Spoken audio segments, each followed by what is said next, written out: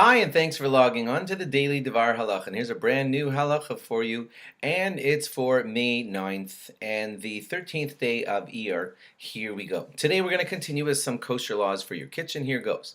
Parv, if you want to cook parv things in an oven with dairy or with meat, in other words, you're going to have a parv cake that's baking right here. Next to it is, I don't know, some roast that's roasting away.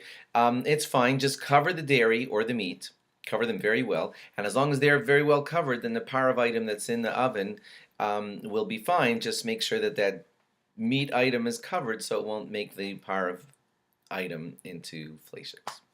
Next one. If not, then parv loses its status. So in other words, if you put that cake in there to bake and it's parv, or you wanted it to be parv, and you have it in there with a roast that's uncovered, then your cake is now fleishiks, whether you like it or not.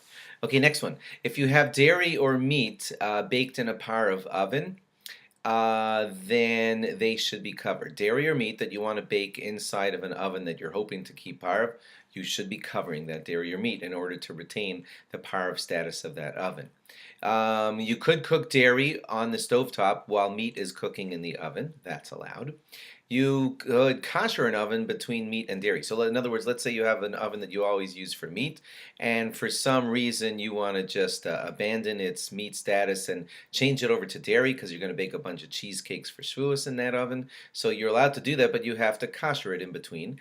And the self-cleaning, if it's a self-cleaning oven, that would be great. The self-cleaning cycle would just take care of business for you.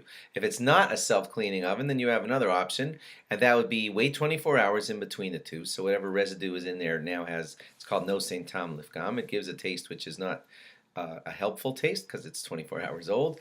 And then heat up the oven to the highest for 90 minutes, or some rabbis say 60 minutes. So again, this is if you want to kosher your oven in between. It was a fleishiks oven, but you want to bake up some cheesecakes in there, and you can't have them covered for some reason.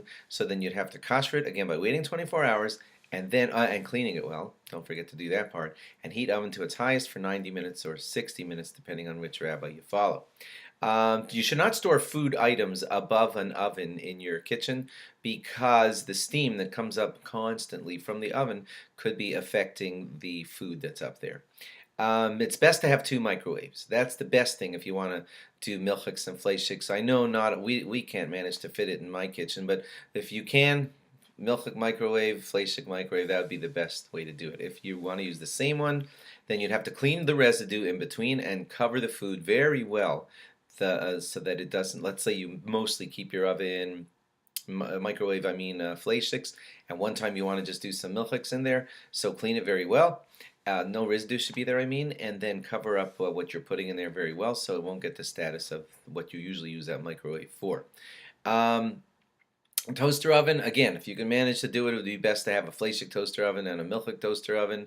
But if you have to use the same one, as it happens in my house too, then just cover the other food very well. If you usually use it for milchiks and one time you just want to heat up something that's fleishiks, cover it very, very well, and then you could put it inside of the toaster oven.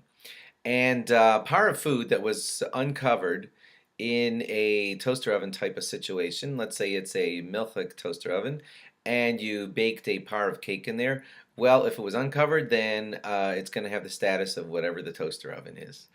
That's how it works. Thanks for logging on. All these, if you're wondering, where do you get that? Who says that? They all come from this book that I like to use a lot. It's called Halachically Speaking by Rabbi David Leibowitz. I highly recommend it. Thanks for logging on, and log on again tomorrow for more. Bye-bye.